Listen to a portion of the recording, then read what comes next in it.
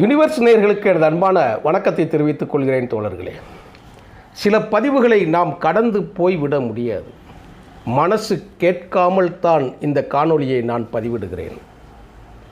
என்ன செய்ய நினைத்தால் என் தமிழ் சாதியை என்று சொல்லி கவிஞன் ஆதங்கப்பட்டானே, அப்படிப்பட்ட ஒரு நிலைதான் இன்று தமிழ்நாட்டிற்கு ஏற்பட்டிருக்கிறது. அரசியல் பிழைத்தோருக்கு அறம் கூற்றாகும் என்று சொல்வார்கள். ஆனால் நாசம் செய்தவர்களை, பழி செய்தவர்களை, பழியானவர்களை காணக்கூட முடியாமல் ஊரை விட்டு ஓடிய ஒரு கபோதி கூட்டம் கரூருக்கு மக்களை காண்பதற்காக வருவதாக ஒரு செய்தி வருகிறது. எனக்கு மீண்டும் சொல்லுகிறேன் தோழர்களே, மனது கேட்காமல் தான் இந்த பதிவு நான் போடுகிறேன். 41 பேர் இறந்தார்கள், +1. நூற்றுக்கணக்கான ஒரு மருத்துவமனையில் இருக்கிறாங்க. நடிகர் விஜய் துவங்கி இருக்கக்கூடிய அந்த கட்சியிலிருந்து மரணித்த ஒவ்வொருவருக்கும் 20 லட்சம் ரூபாய் பணம் கொடுப்பதாக ஒப்புதல் அறிக்கை வெளியிட்டாங்க. ஆனால் இப்போ என்ன செய்தி வந்திருக்கு தெரியுமா? இது சீட்டிங்கா? இப்போ 2 நாளில் இப்போ சொல்லியிருக்காங்க. என்ன சொல்லியிருக்காங்க தெரியுமா? நம் 2 நாட்களில் தமிழக வெற்றிக் கழகத்தின் தலைவர் விஜய் கரூருக்கு வருகிறார். அதை கூட ட்ரெய்லராக விடுறாங்க. பலியான மக்களை சந்திக்காமல் ஓடி ஒளிந்து கொண்டு எங்கே இருக்கேன்னே தெரியாமல் இருந்தது ஒரு புறம். ஆனால் சாதாரண மக்களை எல்லாம் விரட்டி பிடித்த காவல்துறை எஃப்ஐஆர் போட்ட போது கூட இவங்களை போய் பிடிக்காதது ஏன் என்று மக்களிடம் ஒரு கேள்வியும் இருக்கிறது. அதையும் நம்ம தவிர்க்க முடியாது. இவன் என்ன அவ்வளோ பெரிய அப்பாட்டக்கரா?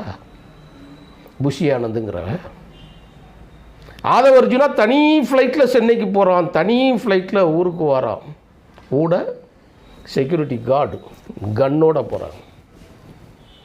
இது ஜனநாயக நாடு தானா அப்படிங்கிற ஒரு சூழல் நமக்கு எழுகிறது. அவன் யார் அப்படின்னா மார்ட்டினோட மருமகன், பல்லாயிரக்கணக்கான கோடிகளுக்கு சொந்தக்காரன், ஏழை எளிய மனிதர்களுடைய இரத்தத்தை சுரண்டி ஏமாற்றி பழைக்கக்கூடிய லாட்டரி சீட்டின் அதிபர். ஆயிரக்கணக்கான கோடிகள் மாநிலத்தில் ஆளக்கூடிய அரசாங்கங்களுக்கு தருகிறது. நான் இங்கே உன்னை சொல்ல கடமைப்பட்டிருக்கிறேன். வெளிப்படையாகவே நான் சொல்லிடுறேன், திமுகவுக்கே 300 கோடி 400 கோடி பணம் கொடுத்துருக்காங்க. அதுவாக்குண்டு இருக்குமோ அப்படிங்கிற மாதிரி மக்கள் கேள்வி எழுப்புகிறார்கள் என்பதை நீங்கள் மறந்துடக்கூடாது. அவன் சொல்கிறான் 16ஆவது நாள் நாங்கள் முடிச்சுட்டு வருவோங்க. இப்போ என்ன சொல்கிறாங்க தெரியுமா? மாதம் 5000 ரூபா கொடுப்போங்க. தமிழ்நாடு அரசாங்கம் 10 லட்சம் ரூபாயை அறிவித்து விட்டு பிணக்கூறு ஆய்வு பண்ணி முடித்த பிறகு அந்த 10 லட்சம் ரூபா டிடியை அப்படியே போய் கையில் கொடுத்து ஒப்படைச்சி அனுப்பிட்டாங்க. ஒரு அரசும் ஒரு நடிகனும் செய்யக்கூடிய வேலையில் என்ன இருக்குன்னு சொல்லி நீங்கள் பார்த்துக்கணும். யாரு பார்ப்பதற்காக, யாருக்காக மக்கள் கூட்டமாக திரண்டு அதில் இறந்தார்களோ அல்லது சிக்க வைக்கப்பட்டார்களோ, எப்படி வேணாலும் இருக்கட்டும், அவங்க ஏன் வாராங்க? குழந்தைகளோடு ஏன் வந்தீர்கள் என்று கேள்வி கேட்கணும். அவன் காணொளி காட்சியில் குழந்தைகளை இன்னைக்கு வரைக்கும் அந்த குடும்பத்துக்கிட்ட தெரியாமல் நடந்துருச்சு, சாரின்னு ஒரு வார்த்தை கூட சொல்லலை. நீங்கள் நல்லா புரிஞ்சுக்கணும். சாரின்னு ஒரு வார்த்தை கூட கேட்கல. பத்திரிகைகளுக்கு தமிழ்நாட்டிற்குள் கொடுக்கப்பட்ட அறிக்கைகளும் பதியப்பட்ட செய்திகளும் சுப்ரீம் கோர்ட்டில் இவங்க பேசவே கிடையாது. இங்கே சொன்னது ஒன்று, அங்கே பேசினது ஒன்று. நாங்கள் உச்ச நீதிமன்றத்தின் நீதிபதியோடு ஒருத்தர் முன்னிலையில் விசாரணை தான் வேணும்னு கேட்டாங்க. நேராக அவங்க சிபிஐயே கொடுத்துட்டாங்க. அதான் நான் காணொலியில் போட்டிருக்கிறேன். இதோட விளைவு என்ன சொல்லியிருக்காங்க தெரியுமா? இந்த 20 லட்சம் இவனுங்களுக்கு ஏன் கொடுக்கணுங்கிற மாதிரி முடிவெடுத்திருக்கா என்று நினைக்கிறேன். ஆனால் ஜேபிஆரோட பையன் ஒரு செய்தி சொல்லியிருக்கிறார். எனக்கு இதை ஒட்டி ஒரு செய்தி சொல்லணும் போல தோணுது. ஆனால் 2 நாளில் இங்கே வாரேன்னு இருக்கிறாங்க, கரூருக்கு வர்றேன்னு இருக்கிறாங்க. அங்கே என்ன நடக்குது என்று தெரிந்து கொண்டு நான் அந்த செய்தியை உங்களுக்கு சொல்லலான்னு. அப்போ நான் சொல்கிறேன், அது ரொம்ப சூப்பர் செய்தி. ஜேபிஆர் கல்வி குழுமத்துக்கும் விஜய்க்கும் என்ன சம்பந்தம் உண்டு? என்ன அறிவிக்கிறாங்க? அப்போது ஒருத்தர் ஆரம்பிக்கிற கட்சியில் இருக்கக்கூடாதா? இதுவரைக்கும் நடிகர் விஜய் என்ன செய்திருக்கிறார்? இதுவரைக்கு நடிகர் விஜய் மக்களுக்கான பணிகளாக, மக்களுக்கான திட்டங்களாக இந்த 10 ஆண்டுகளோ 5 ஆண்டுகளோ என்ன செஞ்சுருக்கிறான் அப்படின்னு கேட்டால் ஒன்றுமே கிடையாது. அப்போ இவங்கெல்லாம் எங்கேருந்து வராங்க?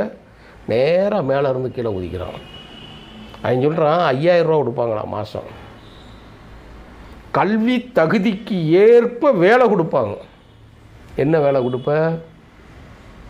அரசாங்கம் கொடுக்காத வாக்குறுதியை, அரசாங்கம் கொடுக்க முடியாத வாக்குறுதியை நீ கொடுக்குறேன்னு என்ன உன் வீட்டில் வாட்ச்மேனாக போட போறியா? இல்லை உன் வீட்டில் ஸ்டெனோவா போட போறியா? என்ன வேலை கொடுத்துருவ? நீ கொடுக்கக்கூடிய வேலைக்கு என்ன உத்தரவாதம் இருக்குது?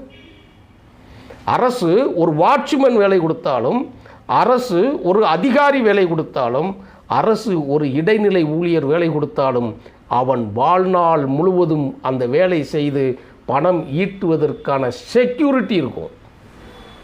என்ன செக்யூரிட்டி? உன்னை பார்க்க வந்தவங்க செத்தவங்களுக்கு கொடுக்கக்கூடிய வாக்குறுதி என்ன வாக்குறுதி நீ கொடுத்துருக்குற? மாதம் 5000 ரூபா பாலுக்கு சரியாக மாட்டா? டேய், உன் வீட்டு பால் வாங்குகிற பில்லுக்கு சரியாக வருமா? விஜய் வீட்டில் கட்டக்கூடிய கரண்ட் பில்லு, ஒரு ரூமுக்கு உண்டான கரண்ட் பில்லுக்கு அந்த இதுக்கு செலவாகுமா? அப்போ நீ மக்களை நீ என்ன மதிச்சிருக்கிற? கேள்வி இருக்கா இல்லையா தோழர்களே? ரொம்ப கவனிக்கணும். மாதம் 5000 ரூபா கொடுப்பானா? 20 வருஷத்துக்கு கொடுப்பாங்களாம். 20 வருஷம் எவ்வளவு? ஒரு கணக்கு சொல்லட்டுமா? ஒரு வருஷத்துக்கு அப்போ எவ்வளோ கொடுக்குற? 12 5 60,000 ஒரு வருஷத்துக்கு கொடுக்குற. நல்லா கேட்டுக்கோங்க. 12 × 5, அப்போது ஒரு வருஷத்துக்கு 60,000 ஒரு வருஷத்துக்கு கொடுக்குற. 20 வருஷத்துக்கு நீ எவ்வளோ கொடுக்குற? 12 லட்சம் ரூபா. 12 லட்சம் ரூபா. அப்போ இதிலே உனக்கு எவ்வளோ மிச்சம்?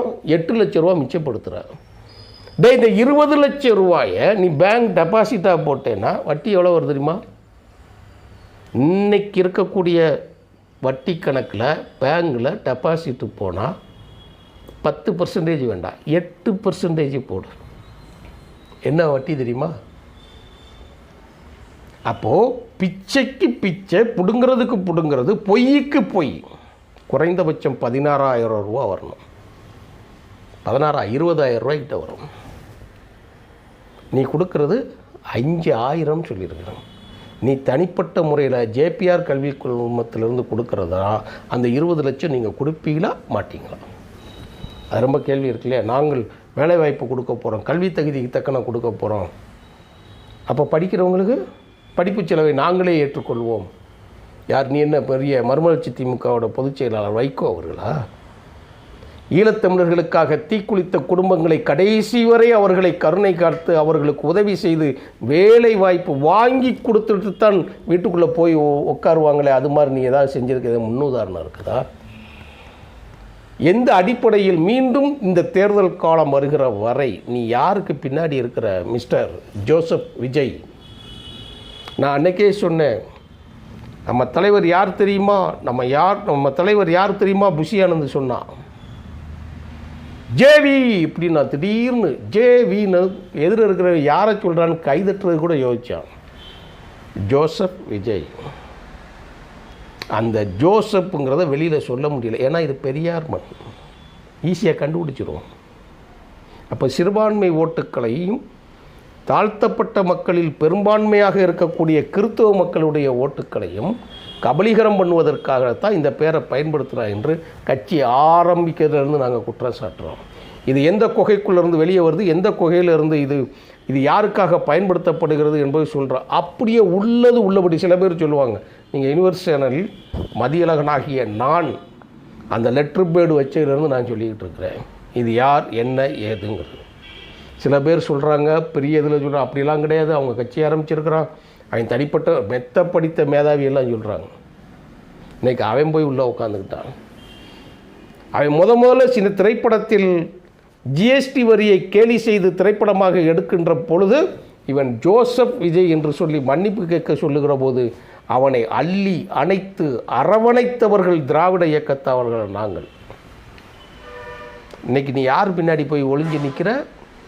எந்த சங்கிகள், எந்த மத கூடாரங்கள் யாருக்கு பின்னால் நீ இருக்கிறாய் என்று நாங்கள் சந்தேகப்பட்டோமோ அந்த பிம்பங்கள் உன்னை எப்படி தாக்கி அழிக்க முயற்சி புரிந்ததோ நீ கடைசியில் அவங்கக்கிட்டே போய் நிற்கிற. நாங்கள் என்ன ஆளுங்கட்சி, இப்போ நான் ஒன்றும் பேசுகிறேன், இந்த இருக்கிற நான் ஆளுங்கட்சியை சேர்ந்தவனா இல்லை ஆண்ட கட்சியை சேர்ந்தவனா? இந்த ரெண்டுக்கும் எனக்கும் சம்மந்தமே கிடையாது. இந்த மண் நன்றாக இருக்க வேண்டும், இந்த மக்கள் நன்றாக இருக்க வேண்டும். அவர்களுக்காக ஒரு புதிய அரசியலை முன்னெடுக்கக்கூடியவர்கள் யாராக இருந்தாலும், நமது முன்னத்தி ஏர்களாக நமது வழிகாட்டிய திராவிட இயக்கத்தோட தலைவர்கள் அவர்களை பின்பற்றுவர்களாக என்று சொன்னால் நம்ம வாழ்த்துவோம்.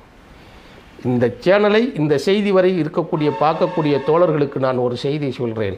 மதி யூனிவர்ஸ் துவங்குகிற பொழுது விஜய் நடத்திய முதல் பொதுக்கூட்டத்தில் தந்தை பெரியாரை கொள்கை தலைவராக அறிவித்த போது வாழ்த்தி வரவேற்று பேசியிருக்கிறோம். நீங்கள் பார்க்கலாம், இதில் எதுவும் பொய்யெல்லாம் எதுவுமே இருக்க முடியாது. நல்லா கொஞ்சம் ஸ்க்ரோல் பண்ணிங்கன்னா எல்லா செய்தியும் வந்துட போகுது. வாழ்த்துனோம். மாற்று அரசியல் நாட்டுக்கு வேணும். இளைஞர்கள் உன் பின்னால் வந்தால் அது ஏற்றுக்கொள்ளத்தான் வேணும், யாராக இருந்தான்னா எதாக இருந்தால். ஆனால் அவர்களுக்கு நீ என்ன கொள்கை பாடம் எடுக்கிறாய்ங்கிறது தான் முக்கியம். இப்போ பாருங்கள், 20 லட்ச ரூபா தாரேன்னு சொல்லிவிட்டு அந்த செய்தி கூட எங்கே போய் வந்திருக்கு? 5000 வந்துருச்சு மாதம். அதில் 8 லட்ச ரூபா. நீங்கள் இந்த 5000 ரூபா 10 வருஷத்துக்கு கொடுத்து அது மதிப்பு என்ன இருக்கும்? நான் சொன்னேன், எனக்கு கரண்ட் பில்லு கூட ஆகாது. இவங்க மோசடிக்காரர்கள் என்பதற்கான திட்டம் தான் அது. சிபிஐ அறிவிச்சிட்டாங்க.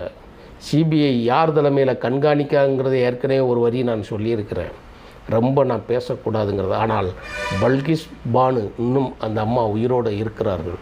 அந்த ஆவி உங்களை மன்னிக்காது, அந்த குழந்தைகள் ஆவி உன்னை மன்னிக்காது. காலம் அப்பட்டமானது, எல்லாரையும் நிர்வாணப்படுத்தும். மிக கவனம் விஜய். நீங்கள் வாங்க கரூருக்கு, அன்றைக்கி என்ன செய்ய போறீங்கன்னு பார்த்து இதுக்கு அடுத்த கட்ட செய்தியாக நான் ஒரு முக்கியமான தகவலோடு உங்களோடு பரிமாறுகிறேன் தோழர்களே. நன்றி, வணக்கம் தோழர்களே.